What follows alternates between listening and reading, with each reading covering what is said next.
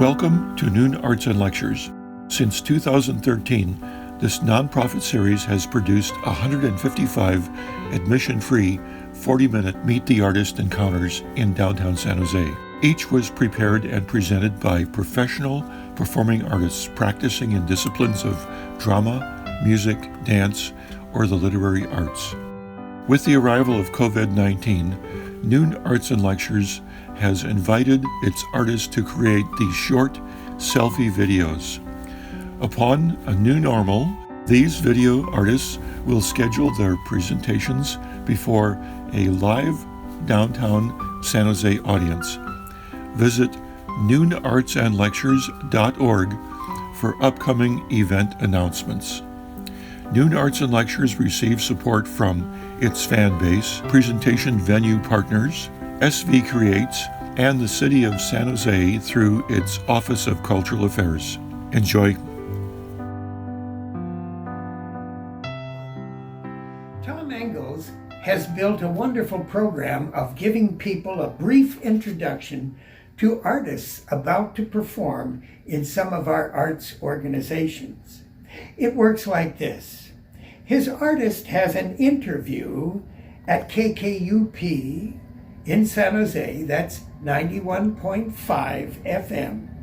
The artist then gives a free 40-minute introduction, usually with a sampling of what's being presented on the next day's concert. The program is called Noon Arts and Lectures. While the closing of almost everything, Tom is continuing on his website with noonartsandlectures.org.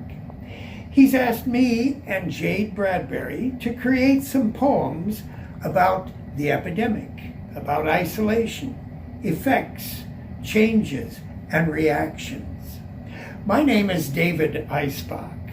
While serving some time ago on the San Jose Arts Commission, I was captivated by Willow Glen Poets and Poetry Center San Jose. I helped to develop the Willow Glen Poetry Project's anthologies. Later, in 2015, these same poets helped me revive the San Jose Poetry Festival, which gained the support of Poetry Center San Jose, and they continue that today. I published my first book in 2018, entitled Entwined. I think you'll see that I like the sonnet. I'm plain spoken, I do rhyme, my messages are generally clear, and I usually try to keep my poetry a little on the light side. I hope you enjoy. Thank you.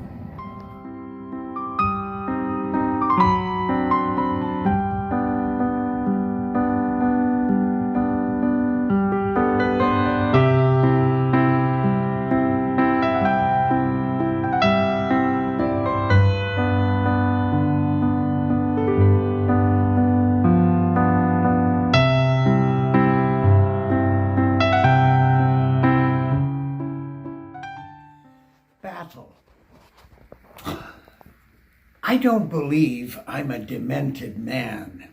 It's Easter. I wanted honey-baked ham. I lost my humor and my resistance after meeting website indifference. At last my order went into cyberspace. Called again, I was in 20th place. My wife's worried. Where's that honey-baked ham? A nightmare formed. It's called Easter spam. The phone is bad, the computer is worse. I'm disgusted with rhyme and troubled with verse. Am I confused, muddled, perhaps deranged? Was Labor Day the time I had arranged? I'd like to lie down, my head's in a spin, but the love of my life won't let me in. My name is Jade Bradbury. I'm a poet and a writer living in the South Bay area with my husband and more books than either of us can count. A lifelong eco-orientation has consistently grounded my poetry and other writing. In July of 2019, Purple Passion Press published and released a chapbook of my poems titled In the Willing Dirt. Since last March, as an immune-compromised human, I've spent a goodly portion of my working hours in this 81 square foot room off the master bedroom that is my office. A friend suggested it could have been a walk-in closet or a repository for shoes. But the previous owner of our house proposed this small area as a spiritual retreat, which in a way it has become for me as well. Its 3 large windows give me visual access to outside, and I can hear the sounds of geese and hawks overhead, hummingbirds and songbirds in the flowers and trees, a drought challenge creek at the end of the lane. My desktop computer and I agree that we're at our functional best when I bring both my head and my heart into play. This kind of connectivity has been greatly magnified by the number of weeks I've been working in this sheltering space with my thoughts, words, fears, and dreams. This is where I join with family, friends, other poets, the world, courtesy of Zoom. It's where I reach out on the page as a poet to not just connect, but to touch the world so obviously in need of human warmth.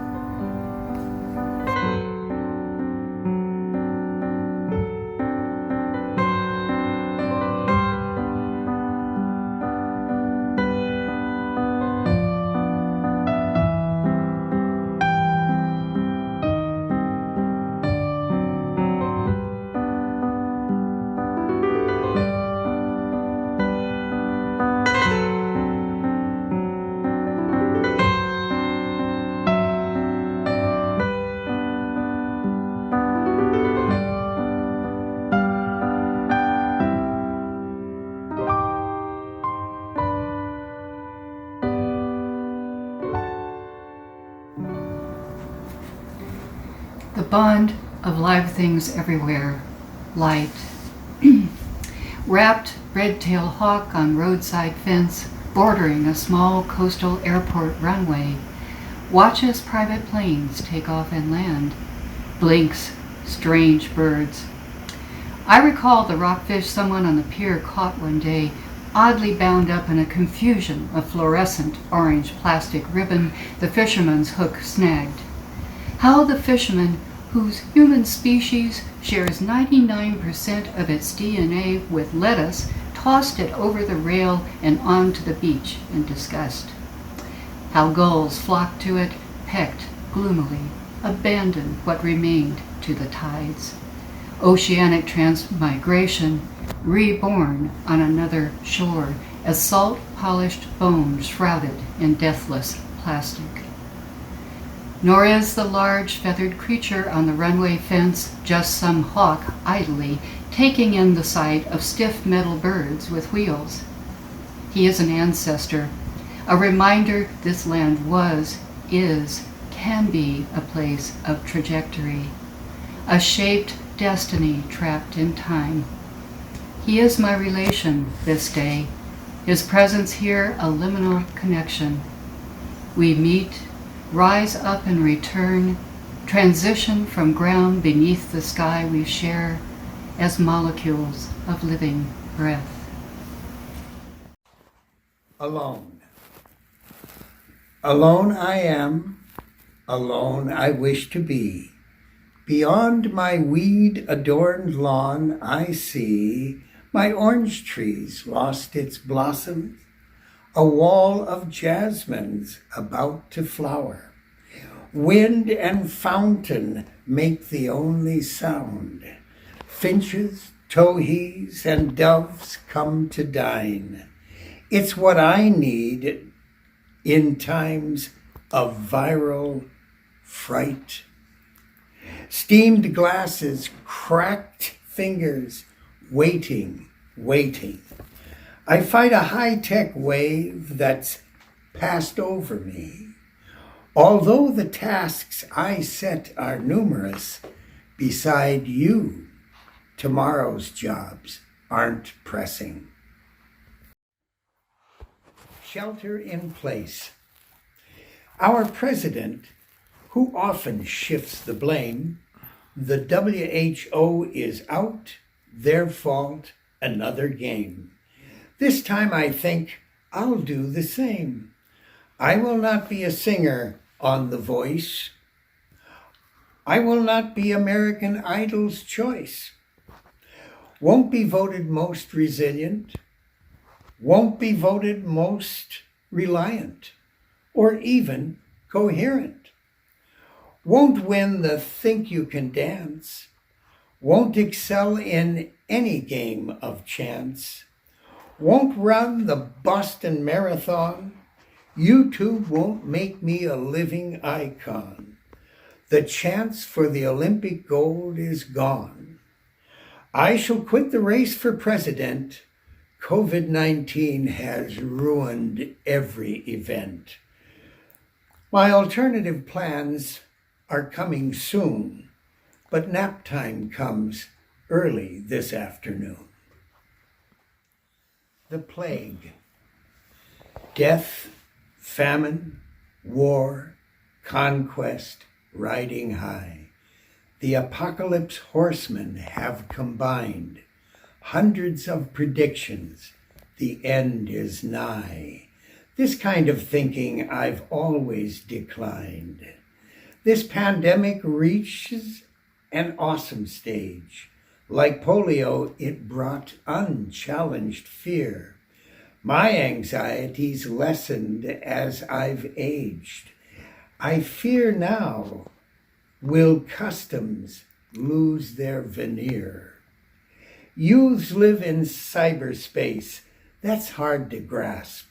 My computer's misdeeds provoke screams and jeers. The time of the sit-down lunch may have lapsed. High tension everywhere brings me to tears. When life's disaster come, I'm no stranger. Cutting my wife's hair, now there is danger. Reactions. Reactions to shelter in place are hidden, but some are easy to find.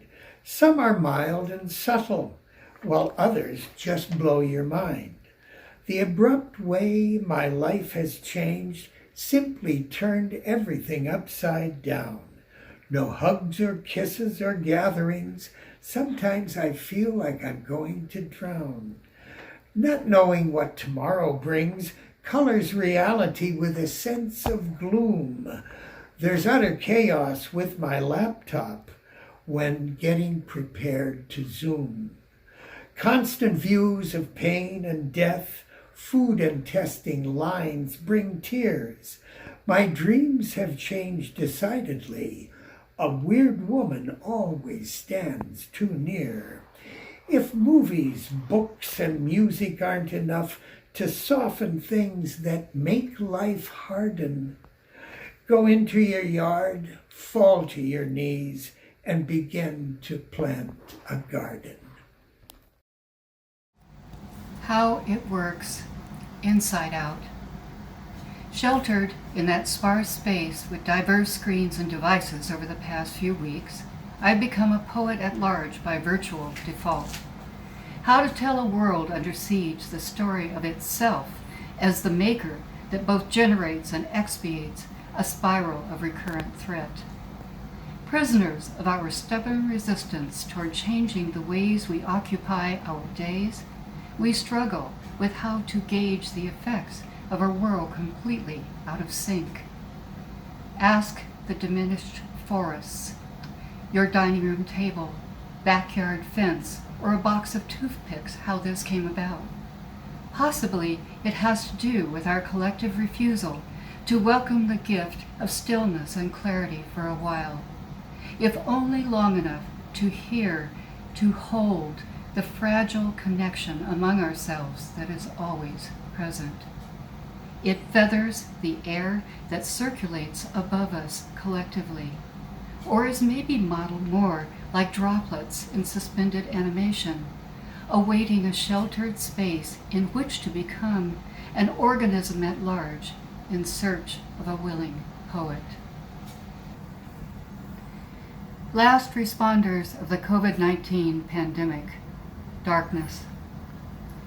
Quarantined in grief, we see our worst fears of dying alone, bills unpaid, taxes unfiled, family and friends gasping muffled sobs behind handmade face masks, without reassurances, goodbyes, or promises of heavenly hosts, the stuff of Twitter and TV shows, pandemic fare for the masses. The quick will spread shibboleths they want, fictions they need, to fill the sheltered spaces between us all. Did we miss a sign? Eat forbidden fruit? Pray to the wrong deity? Kiss a COVID-19 carrier in the secular rain of frogs staining our windshields? Outside, we hear the crying of trees, the weary howling of faceless men encased in white, bearing black bags on planks. Hundreds of bodies of the unsanctified dead, carried out to enormous white refrigerated trailers, lined up in a hospital parking lot. Dystopian Mayday we can't unsee. The unquick will be transported to wherever there's enough space to lay them to rest. They are intimately placed by the last responders, near to each other, in separate zipped-up closures of fear, unfinished breath, and viral regret. Urgent message to the prayed-for future. Do not dig here. Dancing with uncertainty. Outside in.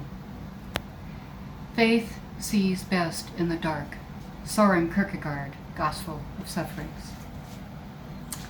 Pandemic pre-dawn silence broken by raucous mockingbird repertoire outside my office windows. Why am I here, awake, restive at the page just now? Blooming spring dozes in marine layered sky, poised to arise as the planet turns.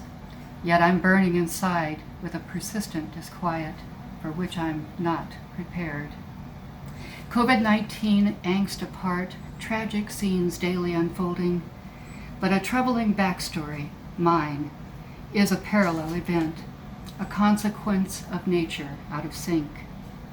What's awry is a former dance partner, returned for a cruel reprise named Cancer, my unlikely link to Duende.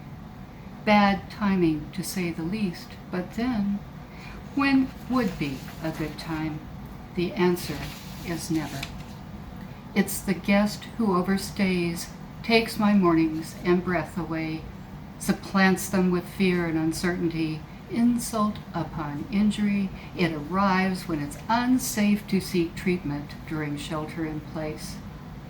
Talk about walls, shifting borders, viral expansion. It's got it all. I am not that kind of dancer, but it teaches me the come part of compassion, the with all part of action.